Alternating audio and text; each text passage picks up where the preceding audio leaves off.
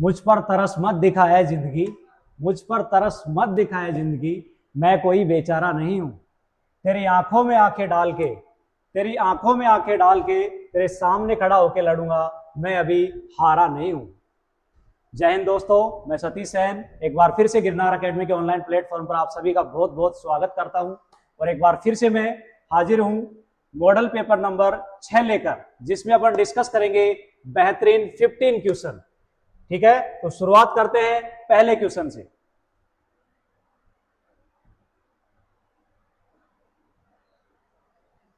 देखिए स्क्रीन पे आपके सामने पहला क्वेश्चन है कि गति का प्रतिरोध होता है, यानी कि गति के अंदर बाधा डालना या गति का विरोध करने वाला एक कारक जिसको हम बोलते हैं घर्षण बल।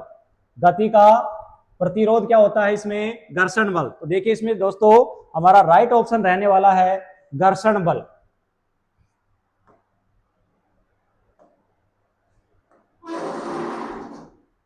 पहले क्वेश्चन का राइट ऑप्शन होगा घर्षण बल। घर्षण बल। बात करते हैं बाकी ऑप्शंस की, तो गुरुत्व बल यानी कि संबंधित है गुरुत्वाकर्षण बल से। जो मतलब होता क्या है कि पृथ्वी प्रत्येक वस्तु को अपनी ओर आकर्षित करती है या प्रत्येक वस्तु पृथ्वी की ओर आकर्षित होती है, इसे अपन क्या कहते हैं? गुरुत्वाकर्षण बल, जो कि पृथ्वी द्वारा लगाया जाता है। पृथ्वी द्वारा लगाया गया बल, पृथ्वी द्वारा लगाया गया बल। ठीक है, ऑप्शन बी की बात करते हैं विद्युत बल। तो ये कहां लगता है? दो आवेशों के मध्य या दो आवेशित वस्तुओं के मध्य, दो आवेशों के बीच या दो आवेशित वस्तुओं के बीच लगता है विद्युत बल। बात करते हैं चुंबकीय बल, तो ये लगता है चुंबकीय क्षेत्र में, चुंबकीय क्षेत्र में। और किसके कारण लगता है? ये किसी गतिशील आवेश के कारण उत्पन्न होता है चुंबकीय क्षेत्र, और उसी के कारण लगता है चुंबकीय बल, गतिशील आवेश। तो दोस्तों पहला क्वेश्चन बहुत बढ़िया तरीके से कंप्लीट हो चुका है।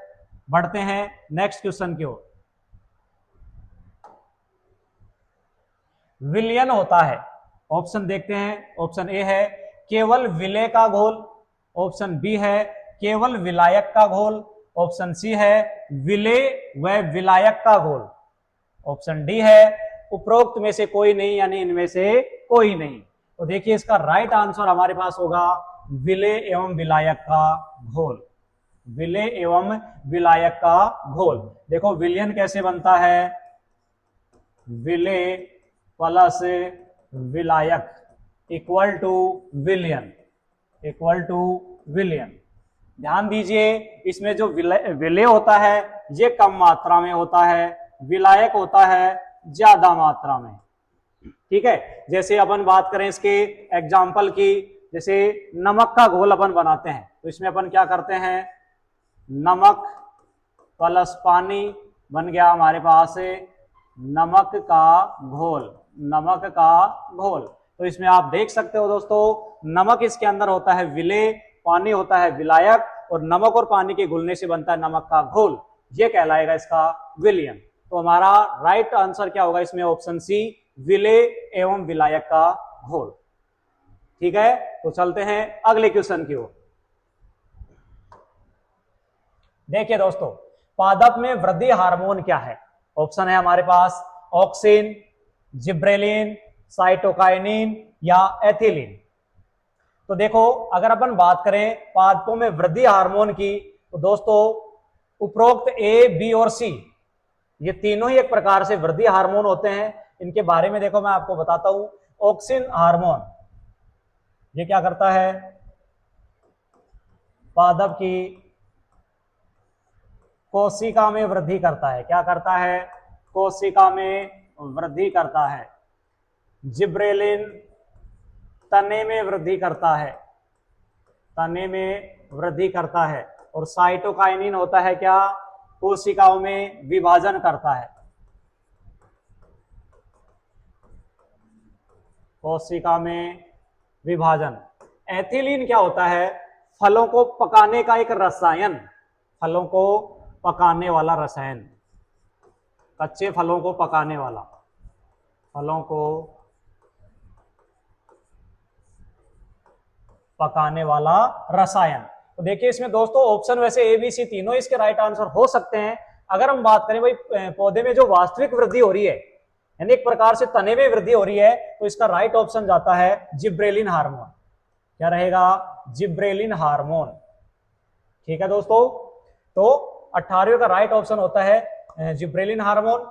अगर वैसे अलग अलग तरीके से पूछा जाए तो ऑक्सिन कोशिका में वृद्धि करता है, साइटोकाइनिन कोशिका में विभाजन करता है, तने में वृद्धि करता है जिब्रेलिन, एथिलीन होता है फलों को पकाने वाला एक रसायन होता है।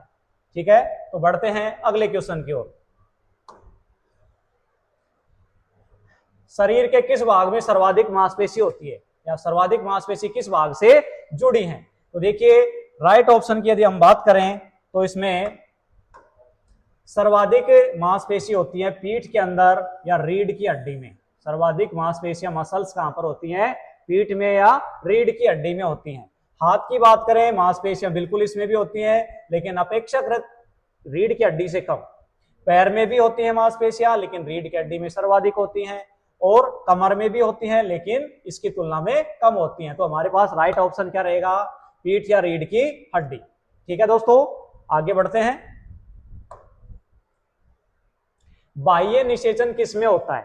देखो मेंढक, गाय, मानव, कुत्ता। तो दोस्तों बात करें इसके राइट ऑप्शन की, तो देखो गाय, इसमें होता है कौन सा? आंतरिक निषेचन।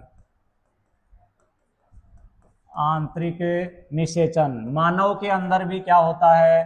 आंतरिक निषेचन। कुत्ते में भी क्या होता है? आंतरिक निषेचन। लेकिन दोस्तों जो मेंढक है, मेंढक के अंदर केवल बाह्य निषेचन होता है। बाह्य निषेचन।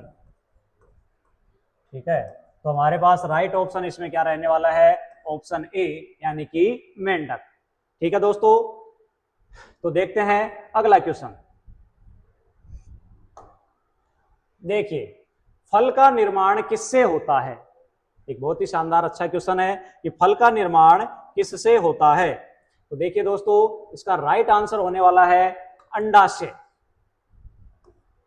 फल का निर्माण किससे होता है? अंडाशय से होता है। बीजांड क्या होता है? इसमें बीज का निर्माण होता है। बीज का निर्माण होता है। ठीक है, जायांग क्या होता है? जायांग यानी एक प्रकार से स्त्री केसर से संबंधित है, स्त्री केसर का एक भाग होता है।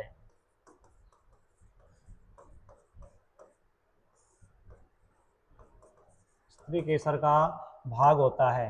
और ये पुयंग क्या होता है? पुंकेसर से संबंधित होता है। पुंकेसर से संबंधित होता है। तो हमारे पास राइट आंसर क्या होगा कि फल का निर्माण होता है अंडाशय से। ठीक है, बढ़ते हैं अगले क्वेश्चन की ओर। तरंग आयाम है, यानी तरंग के अंदर अपन आयाम किसको कहेंगे? तो दोस्तों सबसे पहले तो हम ये जानते हैं कि तरंग के अंदर आयाम होता क्या है। देखिए मैं आपको एक छोटा सा तरंग रूप दिखाना चाहूंगा कुछ इस प्रकार से। ये देखिए दोस्तों ये तरंग होती है, इसका आयाम अपन किसको बोलेंगे?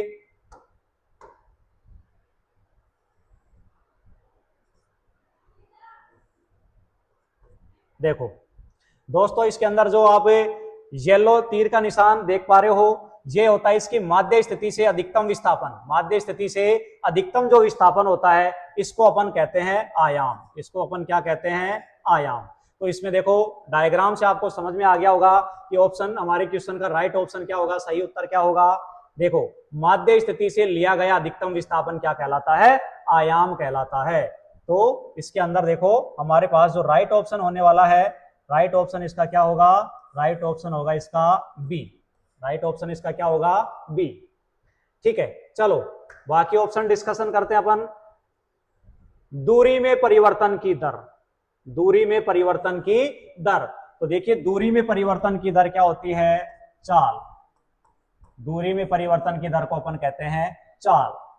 ऑप्शन सी पर आते हैं। 1 सेकंड में कंपनों की संख्या। कंपन बोल दो, चक्कर बोल दो या दोलन बोल दो, तो 1 सेकंड में कंपनों या दोलनों की संख्या को कहते हैं आवृत्ति। दोस्तों इसको कहेंगे आवृत्ति या इसको कहते हैं फ्रीक्वेंसी। बहुत सही। और आवर्ती का मात्रक होता है हर्ट्ज या सेकंड इनवर्स। ठीक है। एक कंपन में लगा समय, एक कंपन या एक दोलन में लगा समय कहलाता है दोस्तों आवर्तकाल। ये क्या कहलाता है? आवर्तकाल।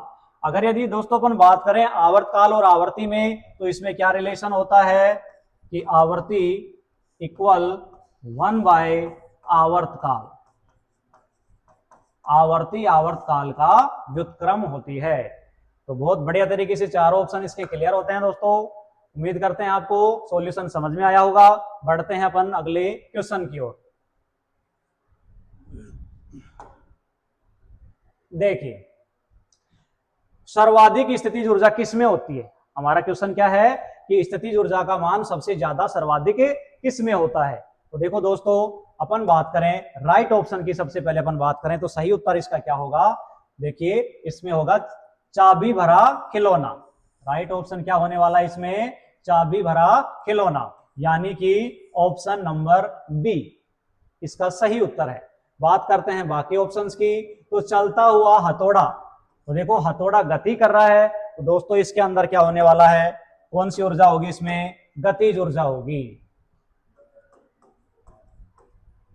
गतिज ऊर्जा होगी, गति की अवस्था में है। चलती हुई कार, कार चल रही है, मूविंग कंडीशन में है, तो गति की स्थिति में कौन सी ऊर्जा होगी?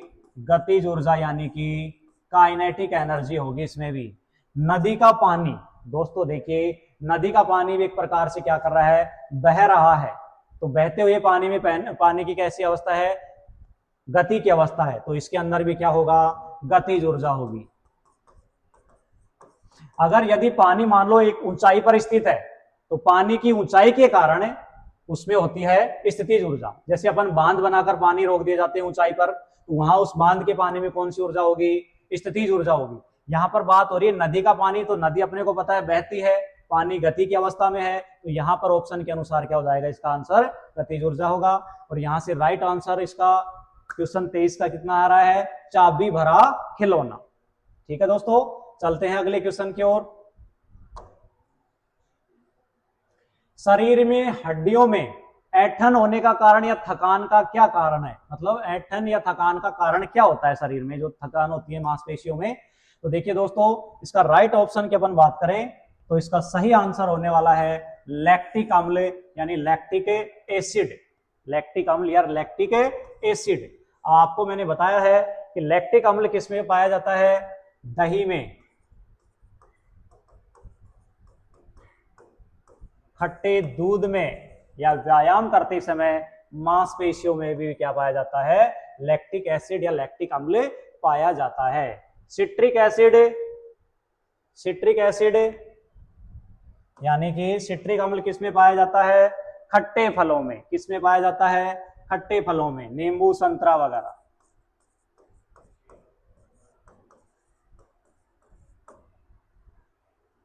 ठीक है। एसिटिक अम्ल सिरका, सिरके में पाया जाता है, सिरके में पाया जाता है। फॉर्मूले की बात करें तो CH3COOH इसका फॉर्मूला हो गया। फोलिक अम्ल, तो देखिए दोस्तों विटामिन B9 का रासायनिक नाम होता है, विटामिन B9 का रासायनिक नाम होता है फोलिक एसिड या फोलिक अम्ल। चारों ऑप्शन क्लियर होते हैं। बढ़ते हैं नेक्स्ट क्वेश्चन की ओर। खाना बनाने में नष्ट होने वाला विटामिन कौन सा है? तो देखिए दोस्तों, बात करें अपन राइट ऑप्शन की या सही उत्तर की, तो इसका सही आंसर होने वाला है ऑप्शन नंबर बी, यानी कि विटामिन सी। सही उत्तर इसका क्या होगा? Vitamin C. दोस्तों विटामिन सी जो होता है उष्मा के प्रति ज्यादा संवेदनशील होता है, उष्मा के प्रति ज्यादा संवेदनशील होता है। तो देखिए विटामिन ए, मतलब विटामिन ए का रासायनिक आपको पता ही होगा। क्या होता है इसका रासायनिक नाम? इसका नाम होता है रेटिनोल।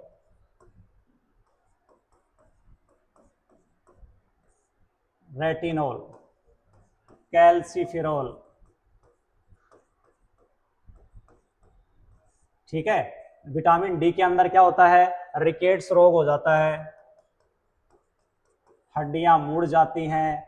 विटामिन ए के अंदर क्या होता है, रतौंधी हो जाती है। विटामिन ई के अंदर क्या हो जाता है, नपुंसकता या बांझपन के लिए उत्तरदायी होता है, बांझपन के लिए उत्तरदायी होता है विटामिन ई। ठीक है, तो ये चार ऑप्शन हमारे क्लियर होते हैं। बढ़ते हैं नेक्स्ट क्वेश्चन की ओर। पिंड का मान होता है, किसी भी वस्तु या द्रव्यमान का मान कैसे है, मतलब इसमें पूछा गया कि पिंड का मान होता है। तो भाई दोस्तों इसमें क्या होता है, पिंड का मान धनात्मक भी हो सकता है, पिंड का मान ऋणात्मक भी हो सकता है, पिंड का मान शून्य भी हो सकता है। तो बिल्कुल इसके सारे ऑप्शन सही हैं, उपयुक्त सभी पिंड का मान इसमें हो सकता है। ठीक है, बढ़ते हैं अगले क्वेश्चन की ओर। देखिए निक्षेपण क्या है।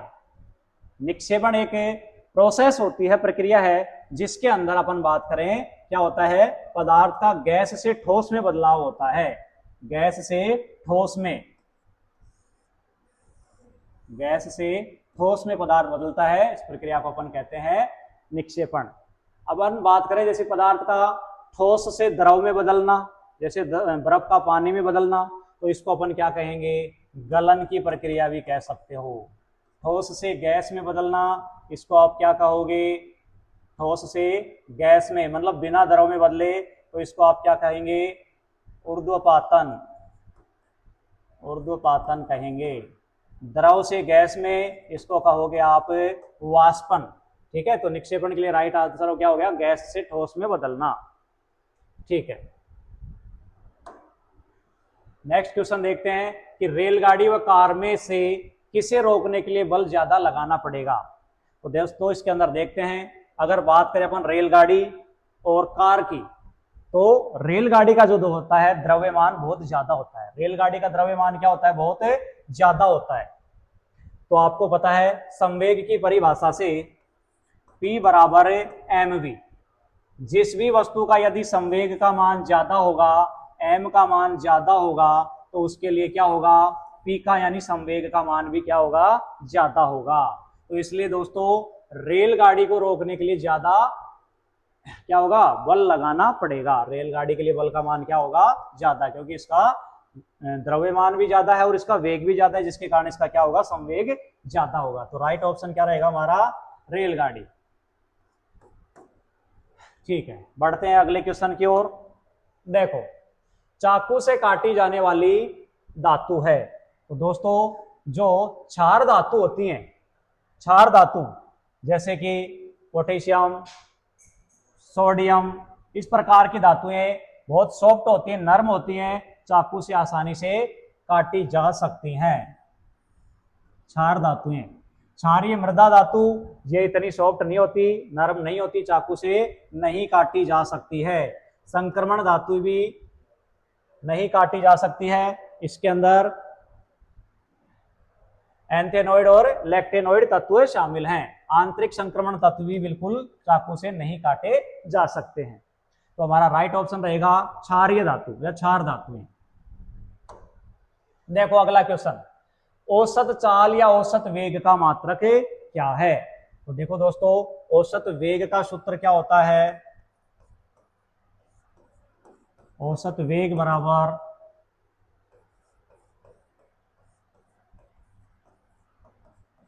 कुल विस्थापन बटा कुल समय, कुल विस्थापन बटा कुल समय क्या कहलाता है, औसत वेग।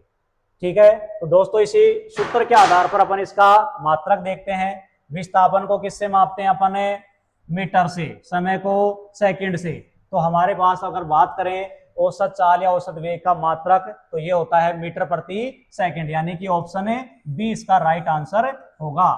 मीटर से किसको नापते हैं, दूरी, लंबाई, चौड़ाई, ऊंचाई, गहराई, दूरी, विस्थापन, सभी राशि किसमें मापी जाती है, मीटर में। न्यूटन ये होता है दोस्तों बल का मात्रक। मीटर प्रति सेकंड स्क्वायर किसका मात्रक होता है, त्वरण का मात्रक। ठीक है, तो किस क्वेश्चन का राइट आंसर होने वाला है ऑप्शन नंबर बी, यानी कि मीटर प्रति सेकंड। ठीक है दोस्तों, तो आज के हमारे बेहतरीन 15 क्वेश्चन कंप्लीट होते हैं और उम्मीद करते हैं आपको बेहद पसंद आए होंगे। अगर आपको क्वेश्चन पसंद आते हैं तो चैनल को लाइक करें, सब्सक्राइब करें और जुड़े रहिए गिरनार एकेडमी के ऑनलाइन प्लेटफॉर्म के साथ। जय हिंद दोस्तों, थैंक यू।